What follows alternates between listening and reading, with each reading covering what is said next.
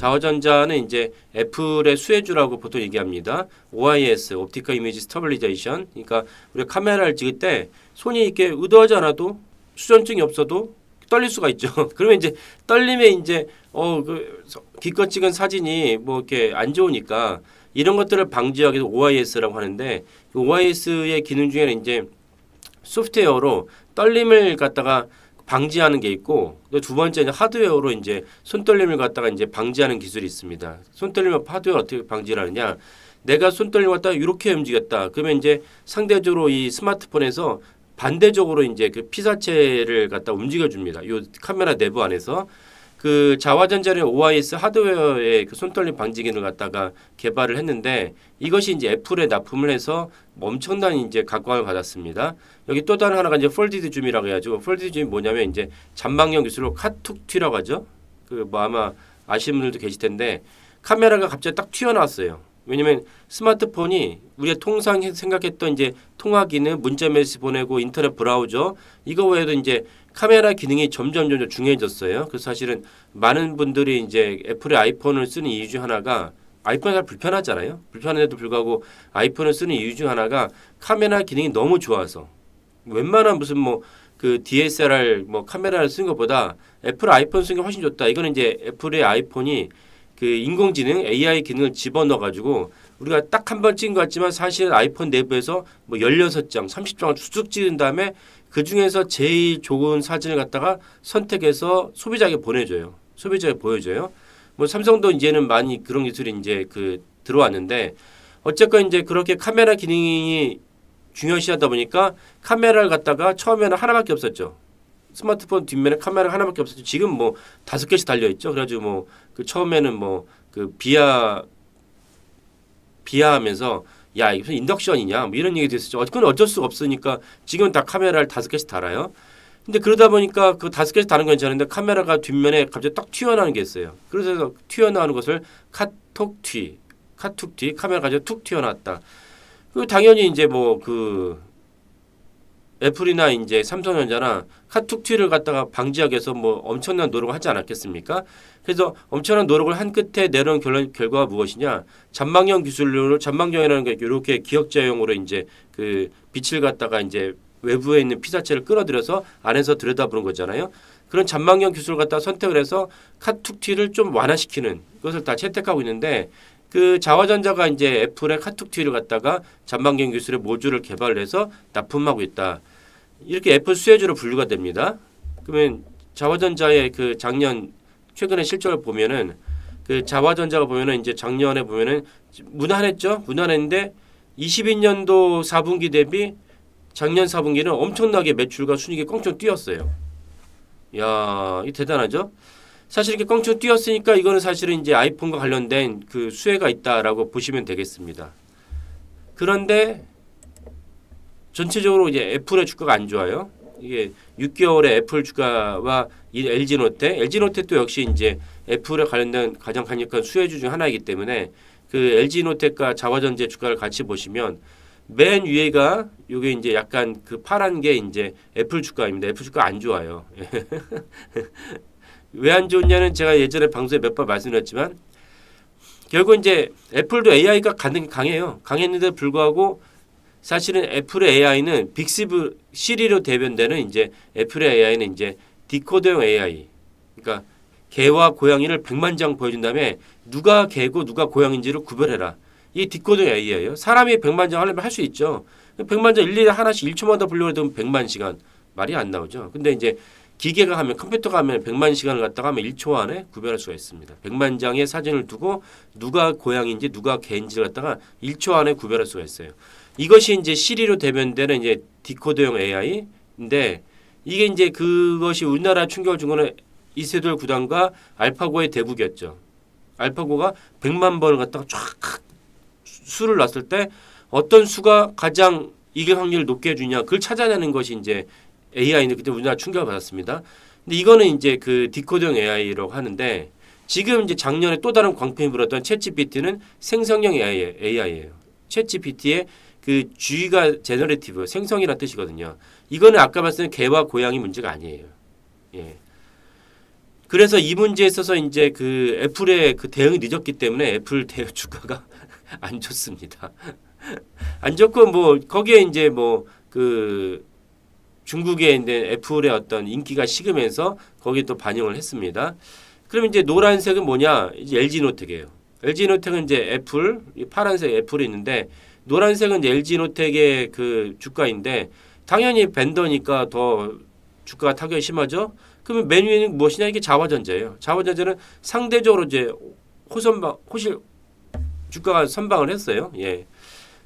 그러면 이런 맥락에서 이제 오늘 이렇게 말씀드릴 것이 무엇이냐? 국민연금이 LG노텍 어제 국민연금이 공시를 했습니다. LG노텍에 순매도를 해서 1,074억. 이건 이해가 되죠.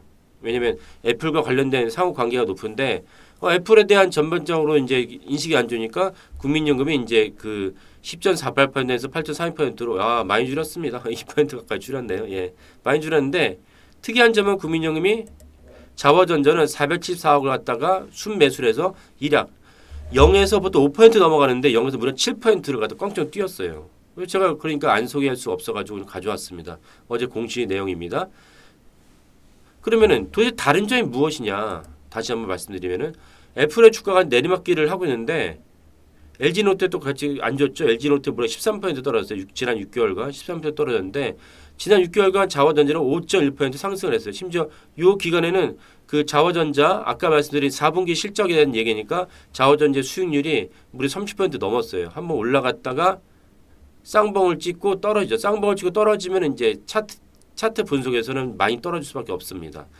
이게 많이 떨어져가지고 그래도 이제 5.1% 정도의 수익을 갖다 창출했는데 도대체 국민연금은 뭘 보고 이제 이렇게 했느냐라는 의문인데 어저께입니다. 오늘 뉴스가 아니고 어저께 루캐피탈이라는 미국의 이제 금융기관이 있는데 애플과 매출이 올해 24년도에 매출과 EPS가 전년 동기 대비 YY로 하락할 것 같다. 이게 16년 이후 처음이다. 16년 당시에는 주가가 최대 20% 하락을 했다. 애플이 많이 하락을 했어요. 근데 더 빠진다는 얘기인 거죠. 예, 더 빠진다는 얘기. 그러니까 여기서 이제 10%였으니까 뭐 제 생각에 10%더 빠진다는 얘기입니다. 루캐피탈 얘기로는. 그 이런 얘기를 국민연금도 알고 있을 텐데 왜 그러면 샀느냐라고 이제 우리가 그러면은 이제 그 고민을 해야 됩니다. 그 자화전자가 폴디듐 액추에이터가 탑재된 아이폰 프로맥스 모델이 23년 1월 2일부터 2월 12일까지 왜 12일을 잡았냐? 이 시기에 이제 그 카운터포인트 리서치라고 이제 스마트폰 서베이를 하는 기관입니다. 여기서 아이폰의 14 프로맥스 아이폰의 그 판매가 중국 판매가 사실 감소했다라고 이제 그 자료를 냈어요. 그래서 애플 주가가 뭐 우리나라 주가도 막 쭉쭉 빠졌죠. 근데 이제 세부상을 봤을 때 이건 제가 집계한 건 아니고 이제 다른 데서 집계한 걸 제가 가져온 건데 세부상을 봤을 때 자화전자의 가장 큰 이제 그 매출과 주가에 영향을 주는 아이폰 프로맥스가 있는데 약간 최상위 모델이죠. 아이폰 프로맥스가 작년 동일한 기간 대비 그러니까 카운터포인트 리서치가 집계했던 동일한 기간 대비 아이폰 14 프로맥스가 약 200만 대 팔렸다. 근데 올해 애플 아이폰의 전체는 좀 빠졌지만 자화전자랑 관련이 깊은 그 아이폰 15 프로맥스 왜냐면 폴디드 줌 액추에이터가 이게 이제 아까 처음 말씀드렸죠. 이게 탑재된 그 아이폰 15 프로맥스를 보면은 200만 대다. 안 빠지지 않았느냐? 아이폰 전체에 빠졌을지언정 자화전자만 국한해서 봤을 때 밀접한 상관관계가 있는 아이폰 15 프로맥스는 안 빠졌다. 그 주가가 너무 과도하게 빠졌다는 것입니다. 이래서 아까 제가 말씀드린 아이폰은 쭉쭉 빠졌는데 상대적으로 자화전자는 덜 빠졌다는 것입니다. 그러니까 애플은 쭉쭉 빠졌는데 아이폰 전체를 봤을 때는 빠진 게 맞는데 자화전자가 관련이 깊은 프로맥스 버전은 15이나 14이나 15이나 별로 안 빠졌다. 이런 것들을 갖다 열심히 연구하는 사람도 있으니까 자화전자는 상대적으로 덜 빠졌다라고 볼 수가 있습니다. 그래서 이제 국민연금이 이제 그 집어넣었다? 자화전자를 투자했다고 볼 수도 있지만 아니 국민연금은 그 투자하지 말고 반감하면 되잖아요. 왜 굳이 투자했느냐? 라는 것이 이제 그 의문인데 그 의문을 풀기 위해서 제가 이제 이런저런 것들 자료를 한번 이렇게 다시 한번 여러분들 말씀드립니다. 뭐냐면은 일단은 이제 그 제가 지난주에 나온 뉴스고 지난주에 이렇게 저희 방송에서 말씀드렸습니다. 애플이 구글에 협조를 요청했다. 아주 지역적이죠. 첫날 애플이 생성형 AI에 대한 대응이 늦었어요. 그래서 제가 몇 번 말씀드리지만 생성형 AI로 대변되는 애플은 뭐냐? 시리죠. 시리는 이제 구닥다리가 됐다. 그러면 생성형 AI, 제너리티브 그 생성형 AI 사실은 총괄은 이제 마이크로소프트거든요. 오픈 AI가 그 생성형 AI를 만드는데 오픈 AI가 물심양면으로 엄청나게 투자를 하는 것이 마이크로소프트입니다. 그래서 마이크로소프트가 시총 1위로 올라섰어요. 예, 생성형 AI가 작년 전 세계 미국 증시를 그 매출을 강타했습니다. 그러다 보니까 그 1위는 이제 그 마이크로소프트지만 사실 구글도 그게 못지 않아요. 왜냐하면 생성형 AI라고 할 수 있는 그거에 대한 중요 기술을 구글의 연구원들이 이제 개발을 해놨어요. 개발해놓겠다. 그때 당사자들은 실리콘밸리가 어떤 것입니다. 어떤 것입니까? 엄청난 기술 혁신을 하고 기술 혁신이 눈에 띄면은 바로 돈이 쏠리는 것입니다. 창투사들이 막 몰려 있는 것이죠. 그러니까 이제 그 생성형 AI를 갖다가 그 기본적인 역할을 했던 큰 역할을 했던 구글의 연구원은 퇴사를 했는데 투자를 받아 퇴사했어요. 그래서 지금은 어여타 이제 그 창업을 해서 그 회사의 대표입니다. 그 뭐 너무 그 요 부분에서 제가 말씀드릴 게 있는데 너무 길어질 것 같으니까 생략하겠습니다. 요지는 무엇이냐? 그 팀 쿡이 그 구글 그 피터 순다의 고개를 숙이고 야 우리 좀 도와줘. 블룸버그 보도였습니다. 애플이 구글의 제미나이 탑재를 위해서 구글과 논의하고 있다. 아이폰이 22억 대가 깔려 있는데 여기에 알파벳에 제미나이가 들어간다면 알파벳 매출이 2% 올라간다라고 블룸버그가 보도를 했어요. 예. 둘이서 쌀국수 집에 가서 실리콘밸리 쌀국수 집에 가서 야 뭐 우리 협정을 했으니까 이제 또 회식도 저녁도 먹는 거죠. 예. 구글 CEO, 애플 CEO, 팀 쿡. 와, 대단합니다. 예. 그래서 사실 이제 6월 달에 이제 애플의 개발자 회의가 열려요. 지난주에는 이제 그 엔비디아의 개발자 열렸죠.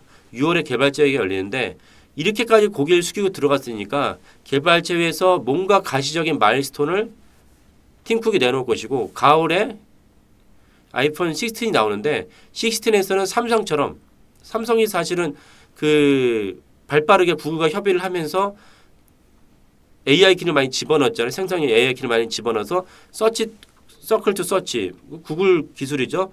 사진을 보다가 서클을 그리면 서클 안에 들어간 피사체가 무엇인지를 찾아주는 기술 구글입니다. 예, 그다음에 쌍방향 통역 삼성 뭐하고 얘기하는데 제가 보기에는 구글의 기술이 들어가서 가능성이 높아요. 예. 왜냐면 쌍방향으로 한다는 것은 쉽지가 않아요. 온 디바이스를 갖다가 그 갤럭시 24에서 갖다가 이제 구축을 하면서 10% 정도 이제 갤럭시 24가 잘 팔렸다라고 이제 보도가 나왔는데 사실은 만약에 아이폰 16이 생성형 AI를 갖다가 가지지 못하면은 올해 내내 이제 갤럭시 S24에다 이제 밟히는 거예요. 예. 그러니까 이제 팀 쿡이 납작 엎드려서 야 우리 네 것 좀 쓰자라고 이제 자존심 상하지만 어쩔 수 없이 이제 매출이 더 중요하니까 들어간 것입니다. 머릿속에 들어갔죠. 그래서 저는 이제 아이폰 16이 구글의 이제 9월 달에 출시할 아이폰 16이 삼성 수준의 삼성 갤럭시 S24만큼은 이제 그 생성형 AI 기능을 선보이지 않을까라고 전망을 합니다. 그렇다면 다시 오늘의 화두였던 애플의 주가가 어느 정도 반등할 것이고 매출도 올라갈 것이고 매출 올라가니까 주가도 반등하겠죠. 그러면 더불어서 LG에너지가 주가도 올라갈 것이다. 그러면 오늘의 이제 그 주인공인 자화전자 주가가 다시 올라가지 않겠느냐라는 것이 제 전망입니다. 여기에 발맞춰서 자화전자 사업보고서에 어떤 내용이냐면 향후 투자계획 37기가 이제 그 23년도입니다. 37기가 23년도에 우리가 1,000억 정도 투자를 했다. 1,040억 정도 투자를 했다. 근데 내년 24년도 내후년에는 우리가 450억 정도 투자할 것이라고 얘기를 했습니다. 그렇다면 그 아까 말씀드린 아이폰의 판매가 여전히 강하고 그리고 더 중요한 거는 아이폰의 프로맥스 최상위 모델 프로맥스예요. 중국에서는 화웨이 때문에 그리고 중국 경제 너무 안 좋기 때문에 왜냐하면 그 애플은 가격을 갖다 낮추지 않잖아요. 그래서 중국 인민들이 에이 뭐 그냥 화웨이도 괜찮은데 그리고 또 이왕이면은 그 아이폰 쓰지 말고 그 화웨이 거 쓰자. 그 돈도 없어. 이래서 이제 제가 보기에는 이제 아이폰 매출 꺾였다고 봅니다. 근데 애플은 대신 인도를 잡았어요. 인도에서 이런 어마어마한 시장에서 중국에서 그 미끄러진 매출을 갖다 인도에 상쇄한다면 아이폰은 여전히 강하다라고 볼 수가 있고 그리고 아까 말씀드린 대로 아이폰 16 내 생성형 기능을 갤럭시만큼에 부여한다면 다시 애플은 날아오른다라고 봅니다.